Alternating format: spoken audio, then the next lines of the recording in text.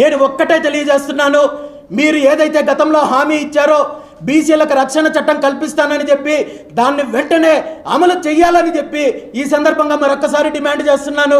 అదేవిధంగా రాబోయే స్థానిక సంస్థల ఎన్నికల్లో బీసీలకు అన్ని స్థాయిల్లో 44% రిజర్వేషన్ కల్పించాలని చెప్పి ఈ సందర్భంగా బీసీవై పార్టీ తరఫున డిమాండ్ చేస్తున్నాము. మనం పక్కన తెలుగు రాష్ట్రమైన తెలంగాణ రాష్ట్రంలో చూసాము, అక్కడ ప్రభుత్వము బీసీలకు 42% రిజర్వేషన్లు కల్పిస్తామని చెప్పి ఒక తప్పుడు హామీతో దీనిపైన ఒక కుట్ర పన్ని ఎన్నికలు జరగకుండా అడ్డుకోవడంతో పాటు బీసీలను వంచే కార్యక్రమం చేశారు. అలాంటి ప్రయత్నమే ఆంధ్రప్రదేశ్లో కూడా జరిగే ప్రయత్నం చేస్తున్నారు. కాబట్టే చెప్తున్నాను, స్థానిక సంస్థల ఎన్నికలకు ముందే బీసీల రిజర్వేషన్లకు సంబంధించి అదేవిధంగా సమగ్ర కులగణన గురించి ముఖ్యమంత్రి చంద్రబాబు నాయుడు గారు స్పష్టమైన ప్రకటన చేయాలి. మీరు సమగ్ర కులగణన చేపట్టి బీసీలకు 44% రిజర్వేషన్లు అమలు చేసిన తర్వాతే స్థానిక సంస్థలకు ఎన్నికలకు వెళ్ళాలి తప్ప మరో రకంగా బీసీలను వంచే ప్రయత్నం చేస్తే ఈ రాష్ట్రంలో బీసీలతో కలిసి ఉద్యమం చేయడానికి బీసీవై పార్టీ సిద్ధంగా ఉంది.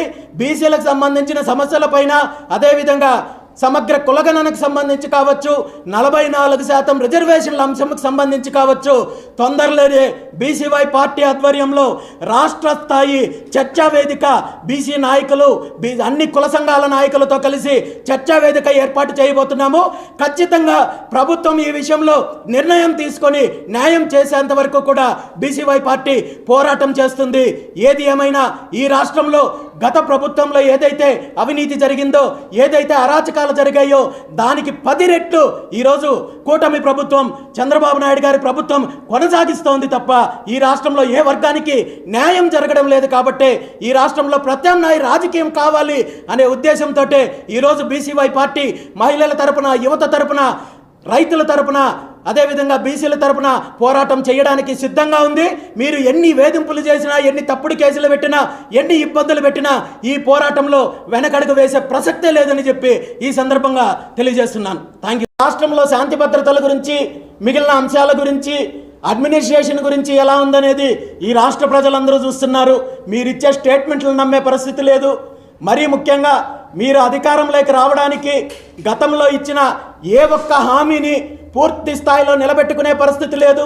అందులో ముఖ్యంగా బీసీలకు ఇచ్చిన హామీలు అయితే ఏమి, అభివృద్ధికి సంబంధించి కావచ్చు, సూపర్ 6 హామీలు కావచ్చు, వీటేటిని పట్టించుకోకుండా ఈరోజు రాష్ట్రంలో విచ్చలవిడిగా అన్ని స్థాయిల్లో అవినీతి చెయ్యడమే కార్యక్రమంగా మీరు